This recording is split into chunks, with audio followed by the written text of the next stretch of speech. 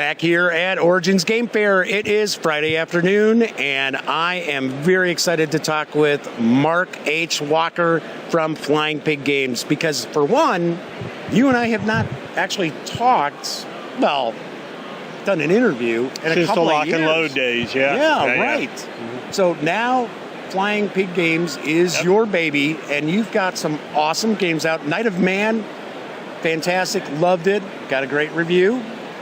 65 uses that same system. Yep. And it's a Vietnam game. Mm-hmm. Awesome. Reviews coming. Honest. And it'll be an honest review. Sure. But you've got another item that came out, Old School Tactical, is your big release here. Let's talk a bit about that.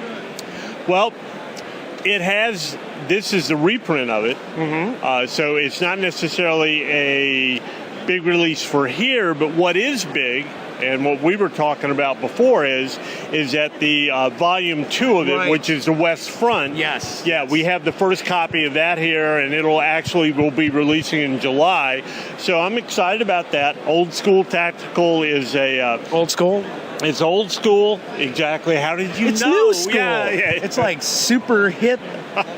You play it on Twitter, kids. Yeah. Twitter, Snapchat, that's the only way you can play it. That's it. We're just kidding about that. Yes.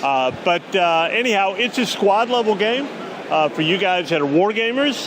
That means like Squad Leader, Lock and Load, all those other games like that. For you guys that are miniature gamers, it's like a skirmish level game. For you guys that are neither miniatures gamers or war gamers, you need to get hip and start playing them. So, yeah, that's it. You heard it, hipsters. Or not hipsters, because they're not hip. You're not hip. Yeah. Be a hipster. Yeah, that's it. So anyhow, it covers battles in the East Front, 1941, 1942. You've got tanks, you've got squads, you've got cardboard, you've got words, everything a game needs. You've got off-board artillery. Off-board artillery, Stukas coming down. Artillery. People with rubber bands shooting at you, everything. So that's it. Let's say somebody is introduced to Old School Tactical. Mm-hmm. What's gameplay for a scenario? Gameplay time. Are we talking? Oh, I got you. We schedule the weekend to get this done? No, not by any means. For a short scenario... Well, that would be old school. Yeah, that would be old school. That would be. Staying up all night would be old school. Yeah. Getting high and staying up... Oh, wait, I can't say that. Anyway... You do realize this is video. It's very tough to edit video. Okay, right. All of a sudden, it'll be like we're talking and it's a jump and we've moved. But yes, if you got high and played war games, that's fine. I don't think you're running for office. Now, I'm never saying I did that. I'm saying people in Colorado could do that. That's all I'm saying. Or Washington. That's true. So moving on. The rest of you smoking dope playing war games are breaking the law. So anyway, moving on from that, the short scenarios, when you're familiar with the system, 45 minutes. Oh, okay. The long scenarios, 4 or 5 hours. Oh, It can be kind of long, yeah. So, yeah. And how many scenarios are in the Volume 1 and Volume 2? No idea. 6. One. Well, no, I hate that phrase. Tap a scenario, actually. There's no victory conditions included. Just play till you're done. I have an idea. I know exactly. 10, Volume 12? 1 is 16. Okay. See? Volume 2 is also 16. My leg. But then with all the Kickstarter add-ons and stuff, it probably comes out to about 28 for Volume 1 and similar for Volume 2.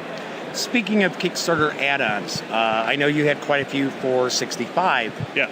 And I don't know, for some reason, there may be people who are confused with the Kickstarter add-ons, thinking they're not available if you didn't kickstart the title. That's not the case. They can order them from the Flying Pig Games website, correct? Oh, absolutely. I mean, thank you for bringing that up. We've had that same question. In the history of Flying Pig Games, we've only done 2 things that are exclusives. One of them I had in my pocket, but I put down somewhere. It's a pair of dice that have a flying pig on it. Yeah, probably. And the other is a strategy guide for Old School Tactical Volume 1. Everything else that we've offered in Kickstarter subsequently is offered on our website. Fantastic. You don't get as good a deal as if you pledge in Kickstarter. For example, if you pledge for 65, you get a bunch of bonuses and the game for slightly less than what the game would cost. If you go to our website and buy it, it's just going to be more. That's just the way life works. But it's still a value. It is certainly a value. So what Mark is basically doing is he's rubbing people's noses in it. You didn't back this one. You better back the next one if you want all these goodies. We need to get Kickstarter fluent. It's what's saving the independent publishers. It certainly is. Yeah. It is doing a lot to keep it smaller companies viable. Mm-hmm. And larger companies. I got in a discussion last night, not to go too far down this road, with a couple... What rabbit hole are you taking me down? An interesting one. With a couple of friends that were saying, these big companies like XYZ. I'm going to say XYZ. And ABC. And ABC, they shouldn't be doing Kickstarters. And I'm sitting there going, why not? Why not? I mean, even the big companies can do it. Even the big companies offer value when they do these things. When they offer value, I do agree. And this is not something we're going to really jump into, but there are situations where I personally feel, and Kickstarter, I've warmed to it more over the years.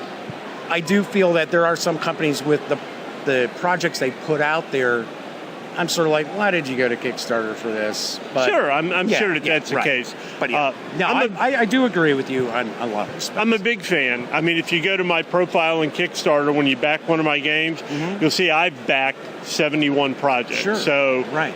Yeah, I'm a participant as well as a creator. Yes, yeah. Exactly. So everyone's sound asleep by now. We probably went way too far down that road. No, they're probably sitting there going, wow, it's game companies talking about something other than product. Yeah.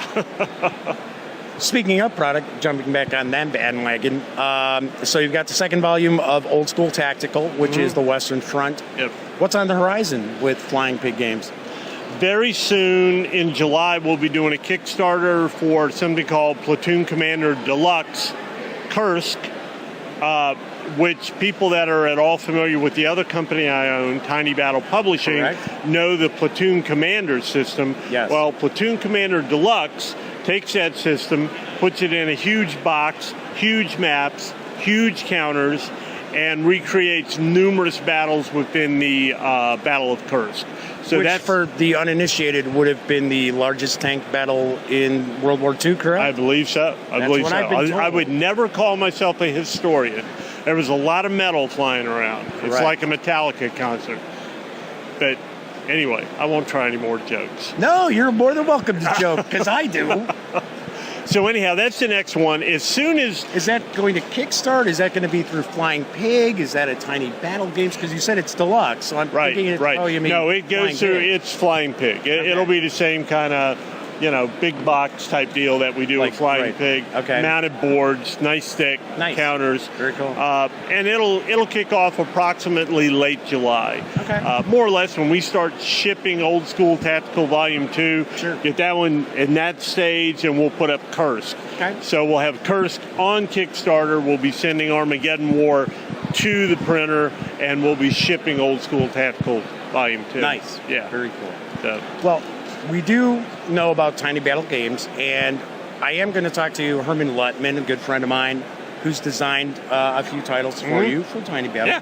And we're actually going to talk to Beck Snyder. Yeah, Beck Snyder, who is now leading the Tiny Battle game line charge. Right. Operations manager. We're not much into titles. She's the person that's going to make it all happen. Excellent. From the get-go with Tiny Battle, my idea was not to be the person running it. I was really fortunate to work with a excellent young woman named, and I know this, Mary Holland. Okay. Took you a sec. Yeah, it did. Sorry, Mary. It did, sorry. Who did such a great job starting Tiny Battle, getting us on the road and whatnot. And then she moved off with her husband. They have their own game company going now. It's going really well. Nice. Hollandspiel, I think is the name of it. Yes, I've heard but since that time, for a while, I was trying to juggle them both just because I was looking for the right fit. Beck is the right fit. So we're really excited to have her here to run the company. Fantastic. So I can concentrate on Flying Pig. Nice. Yeah. And as I mentioned, we'll be speaking with her a little bit later. Mark, any final thoughts you'd like to share with our audience about Flying Pig Games or gaming in general without any drug references? Right. I decided to stop those. Thanks is the one thought I want to say. Thanks for talking to me. And I would like to say, and I mean this sincerely, thanks to all the people that back us and support us on Kickstarter.